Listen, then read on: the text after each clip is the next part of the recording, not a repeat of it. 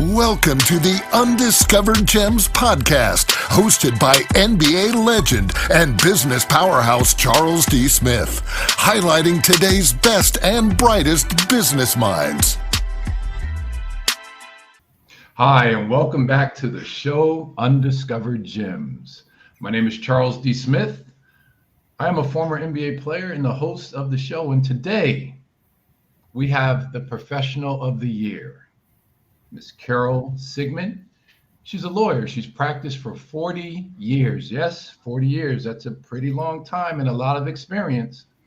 She's also an attorney and a former bar president of the New York County Law Association. We'll talk a little bit about that. And she does pro bono work, and it's about access to justice. Carol, welcome to the show. How are you? Very well, thank you, and thank you for having me. Oh, glad you're here. And we have a loaded show today, I can tell, because our topic and our content here is the rule is not a bipartisan issue. And what is that rule? The rule of law. Is that correct, Carol? The rule of law right. is not a partisan issue. And we're going to unpack that and hop into that subject matter. So first, Carol, how did you become a lawyer? And then we're going to get into the subject matter. But first, tell us, why a lawyer? You probably could have done a lot of things in your life. Why law? So don't laugh. It's a true story, but it's a funny one. So I went to Grinnell College, which is something of a graduate school, mill. I mean, they send a lot of people to graduate school. And I thought I wanted to be a demographer, a pollster. So I show up for my first meeting with my new advisor as a senior, and I tell him that I think I want to apply to Princeton's demography program. He says, "Oh, no. You need to go to law school. We've all discussed it. You're the only one that's going to like it." So I said, "That's interesting." He said, "You're going to hate academia. Don't go to academia. Go to law school." So I said, okay. So I applied to law school, got in. A lot of my classmates also applied to law school. I had more fun than anybody else. So they were right. Well, for some reason, just from the start of getting to know you, you enjoy your work. It's definitely your purpose and you have fun doing it. Yes. So let's hop into the subject matter. What's happening with our country? What is going on? Why you would say the rule of law is not a partisan issue? So there's a great deal of unsettling things happening, the tariffs being just one of them. But the immigration program that the president is following and his heavy use of executive orders. And these uses of executive orders have generated at least 190 lawsuits so far. Think about that. I don't think there were 190 lawsuits against any administration in a 3-month period the way there has been here. So it's a lot of litigation. And it breaks down into a number of areas, some of which people might view as partisan, the Doge activity to reduce the size of government, or the president's effort to try to deport more people. All of them really involve the rule of law. But for me, the issue that is demonstrating how unpartisan this issue is and how universally the desire is for people for the president and his administration to comply with the law is the tariff area. So in the last couple of weeks, there have been 4 lawsuits filed relating to tariffs. One was filed by lawyers who are part of the Federalist Society, very conservative. One was filed by a group of lawyers who are center-right. One was filed by lawyers who I would think of as center-left, and one was filed by the Attorney General of California. What's remarkable about these 4 suits is they all plead exactly the same thing. Different words.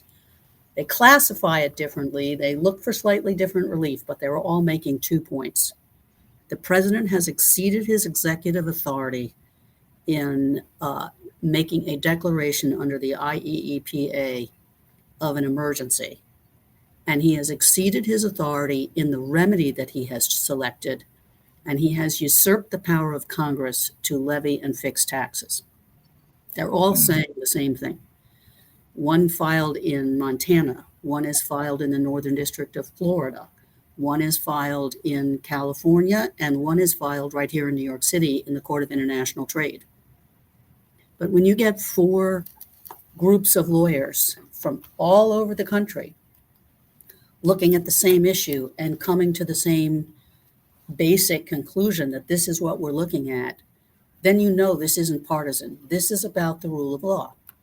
And it's about what the president is empowered to do, what he's not empowered to do, and the obligation of the courts to articulate the law and the duty of the president to follow the law.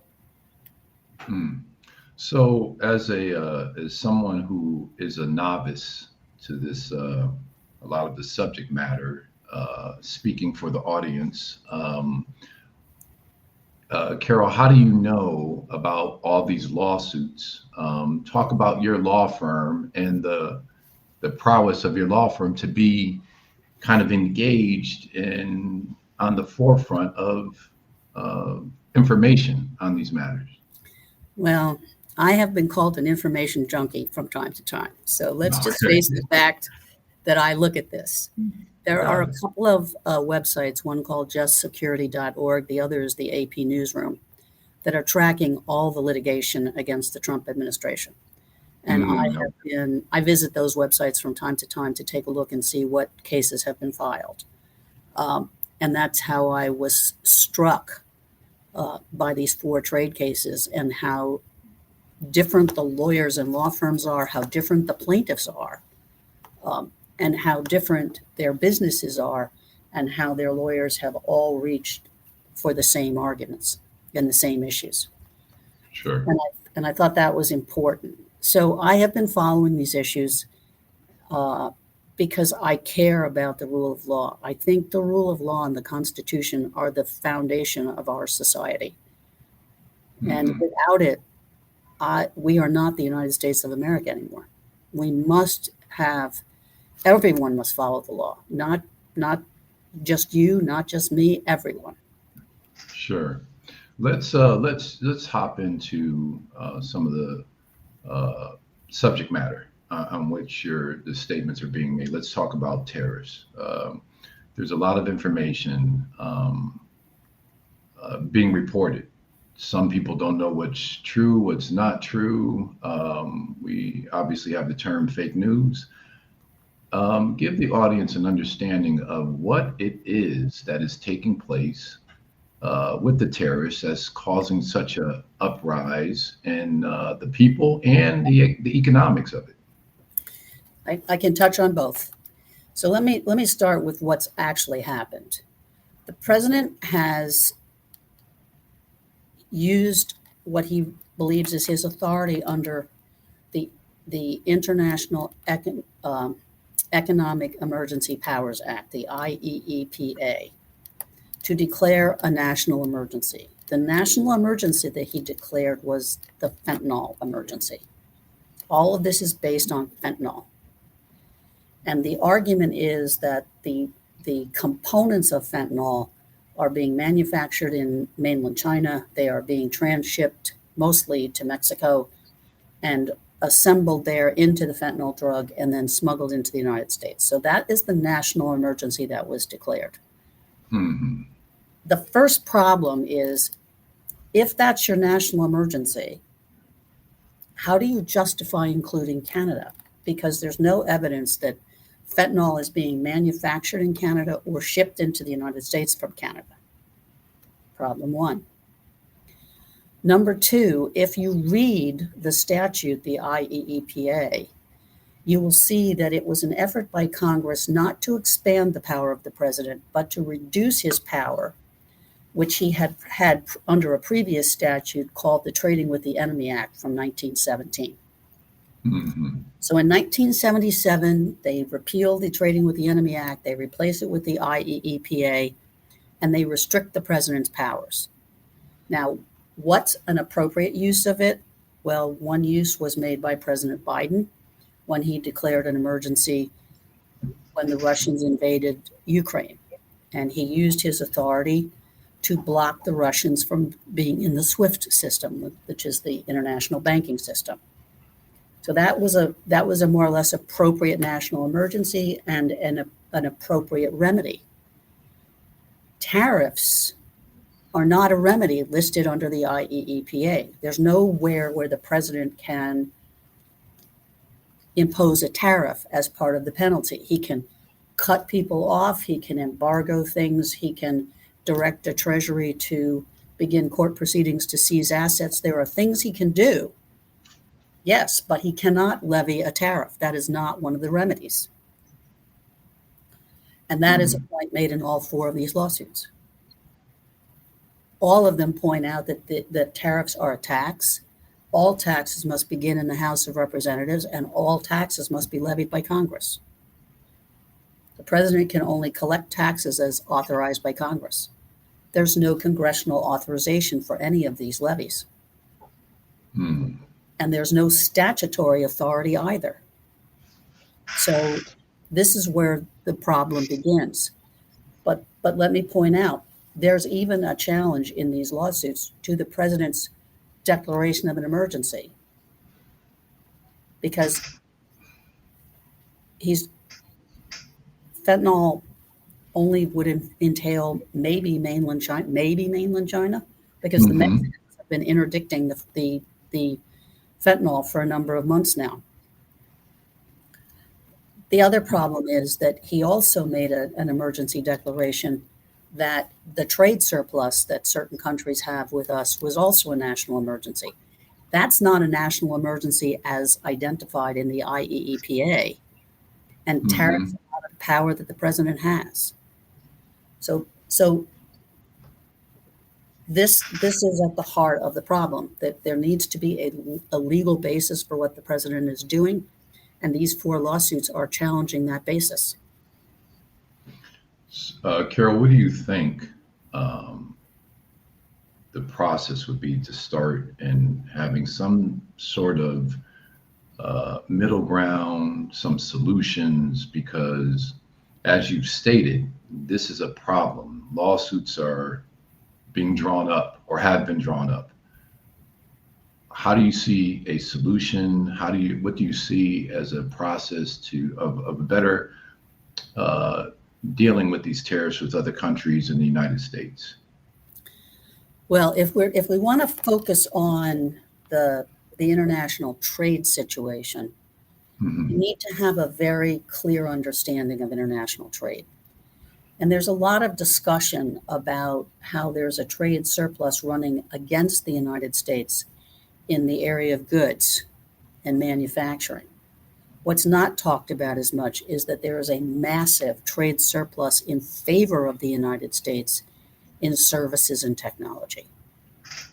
So what's happened to the U.S. economy over the last 50 years is we have been evolving away from a manufacturing into a service economy. I don't think that's stopping. I think that's going to continue. Look at us here. We're doing this interview together. People can see us. They can hear what we say. But we don't need to be in the same room. We don't need to travel to be together.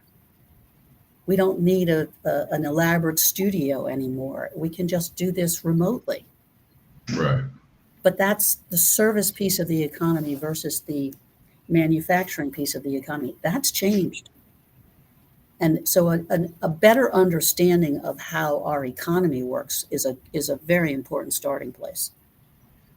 The second thing is to say, okay, if we do want to onshore manufacturing, let's do it in a targeted way. Let's not take essentially a fully integrated continental economy, which is what we have with Canada and Mexico on cars, and disrupt it. How does that help everybody? And if you read these lawsuits from these four small groups, you will see that all of them their businesses are completely dependent on what they import from China, Canada, or wherever. Mm-hmm. And that disrupts the economy, and it could disrupt drugs, it could disrupt medications, it could disrupt the car economy is going to be disrupted. Michigan is already seeing problems.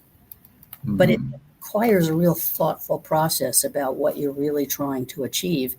And can you turn the clock back and make the U.S. a manufacturing economy when, in fact, all the drivers are to service economy? And let me give you the big elephant in the room: artificial intelligence,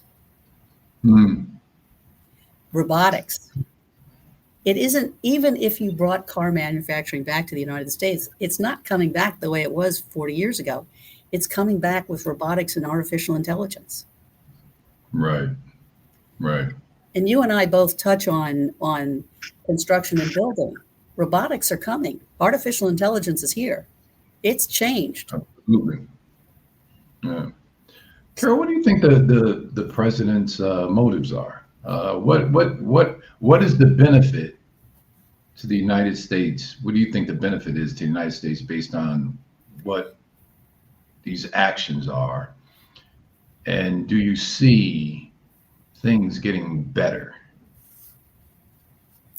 So I believe the president thinks that onshoring manufacturing is somehow in our national interest. And there's an argument that onshoring some things and making sure that we can always produce what we need to for national defense, weapons, planes, tanks. But that's been done. I mean, that's part of what's already happening. But it may also be, I mean, we have a president who comes out of the construction industry. He thinks in terms of things and physical structures, not be thinking in terms of, AI and services. And he may not, I mean, because you get, who does the pushback coming from within the administration? It's coming from Elon Musk, who is technology, AI, and services. Sure. So I think it's probably well-intentioned. It may not be as well thought out as it could have been. I also think there is an issue that we really have to face. As we become more technological, as we become more AI oriented, the job market's going to shift too. There's going to be more jobs for people who can play with computers and think that way. Fewer, repetitive physical jobs. And it may be that we have to rethink our economy to make sure that everyone is able to contribute. And we may have to think through our education system and think through, job training and think through how to positively engage with the new economy rather than try to resist it. Good points. Let's talk about immigration. So you mentioned Canada. There was a article and some information looming about a Canadian celebrity that got held up in immigration here for quite some time, and it was went through a tough situation, and that kind of, because it was a celebrity, it brought a lot of attention to what's happening with immigration here in the U.S.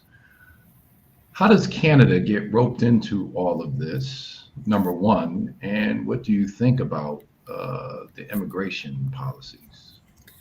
Okay, so Canada doesn't belong in this discussion. We have one of the longest peaceful borders in the world for over 100 years with the Canadians. It's just not a source of problems. Canadians and Americans have been passing back and forth. People have been coming and going. There are economies along the northern border of the United States and the southern border of Canada that are completely integrated. It just doesn't make a lot of sense. So, and we haven't had large numbers of undocumented workers entering the country from Canada. So it doesn't make sense. The overall immigration situation is much more complicated, and I'll offer some things to consider. 1 in 4 construction workers in the United States is an undocumented worker.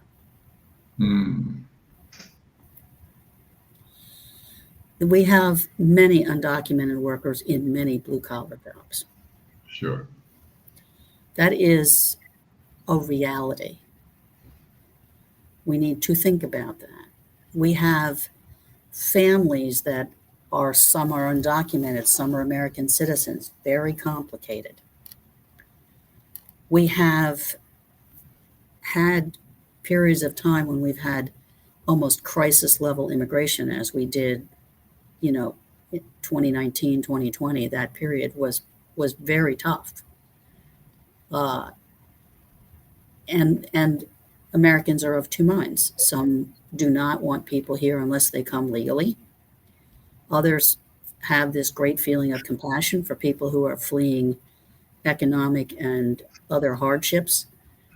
My own view is that we've made a serious mistake in not investing more in El Salvador, Venezuela, and other countries where people are feeling compelled to leave.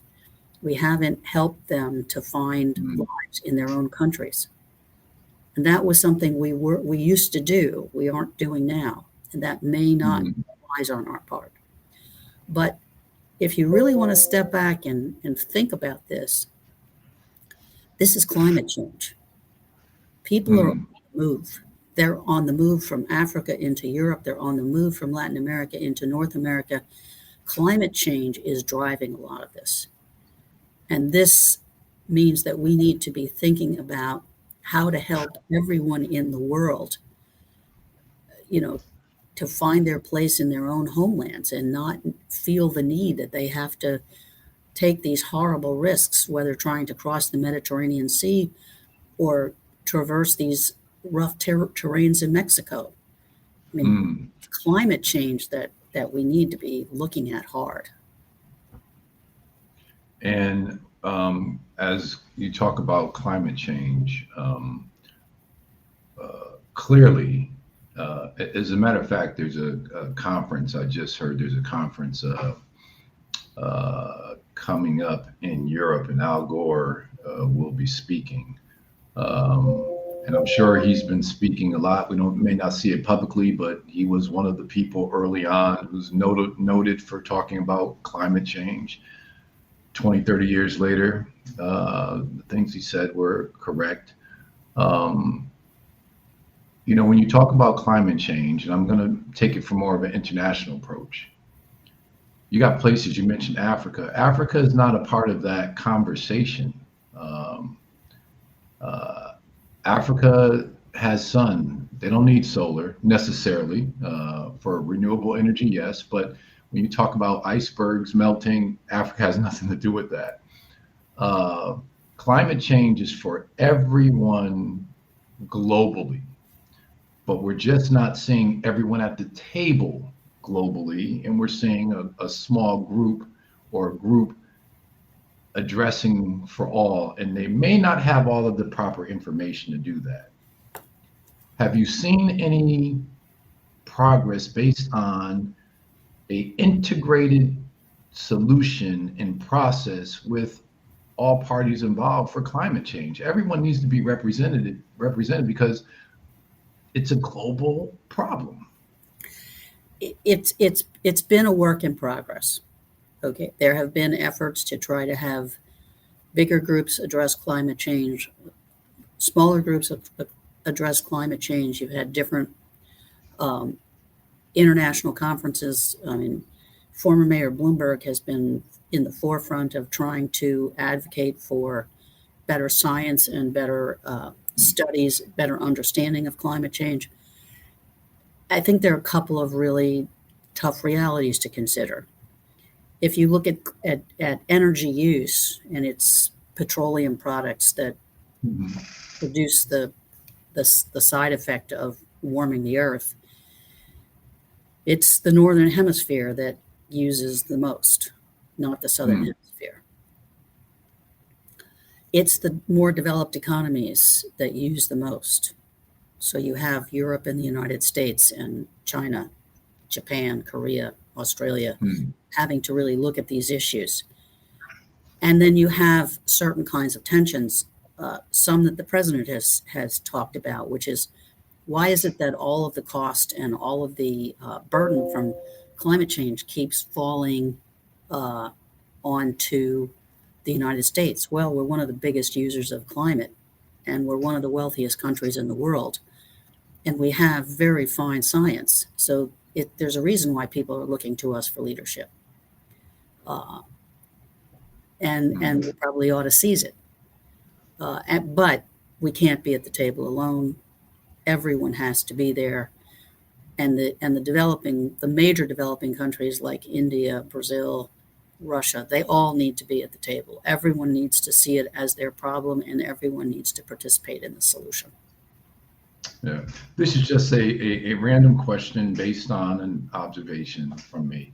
If we can do best practices for venture capital worldwide, and Europe participates, and everybody is who's doing the best, and it spreads worldwide. We can do nonprofit best practices for a lot of different things. Why can we not do best practices for climate change? It just seems there's something wrong there. It's almost like some people don't want to do it, but we do it globally for so many different things. Where are we missing the opportunity on climate change to work together? I think some of it has to do with certain countries have different interests in terms of climate and petroleum.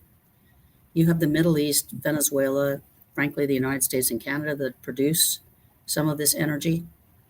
The Russians produce some of this energy, so there are different economic tensions, and there is yet to be a really full understanding and appreciation of the impact of petroleum and what needs to be done to replace petroleum.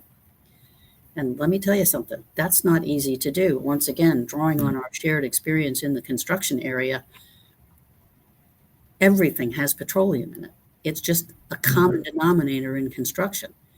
There's a lot we can do. We can recycle concrete. We can change to solar energy for generators. But the bottom line is we still need petroleum. We just need to manage it better. Right. And that's what I'm getting at. Why not best practices for that and just talk about it? But, Carol, there's obviously you have a ton of knowledge and a ton of experience in these matters. What would you want the audience to go away with having this earnest conversation? I would like everyone to focus on the most important issue that I think is facing we here in the United States, which is ensuring that we are all complying with the law, from the most powerful person in the country, the president, down to you and I and everybody on the street. We all need to take responsibility. We need to abide by the rule of law, and we need to hold our leadership accountable. If we do that, it will allow us to have a more civil dialogue and a more rational dialogue on the other big issues facing us, like immigration, like climate change. If we want to have civil discourse, we need to come together with a common core of values, and that common core of values for Americans is the law. Well, Carol, this has been an honor to talk to you. The show is called Undiscovered Gems, and you definitely dropped quite a few of them today on the audience. Very informative. Would love to talk to you again sometime. And thank you for being on the show, and thank you for providing your wisdom and opening up the dialogue on these subjects with regards to the United States. So thank you for being on the show, Carol. Well, thank you for having me. I had a lovely time, and if you ever want me back, let me know. All right. Our professional of the year, Carol Sigmond. Thank you for your time. I hope you enjoyed the episode of Undiscovered Gems and look to see you again in the future. Take care. This is Charles Smith, and I'm signing off. We hope you enjoyed this episode of Undiscovered Gems with our host, Charles D. Smith, highlighting today's best and brightest business minds. Brought to you by Pods Entertainment Group. For nearly 2,000 severely injured veterans, everyday life has become filled with barriers. Day-to-day simple tasks can become pretty daunting. I have to carry my chair up 2 flights of steps or have somebody do it for me. What scares me the most is just the falling. When I'm struggling with my house, I think, to have that one great barrier just knocked down, it's crucial. Home for Our Troops is a wonderful nonprofit that builds a mortgage-free, fully adaptive, handicap-accessible house. And there's no catch. It'll be our very first home that we've ever owned. This is a game changer. This is where your life begins again. We need you to join us in completing this important mission. Please visit hfotusa.org and help build homes and rebuild lives. Because of you, everything's going to be okay.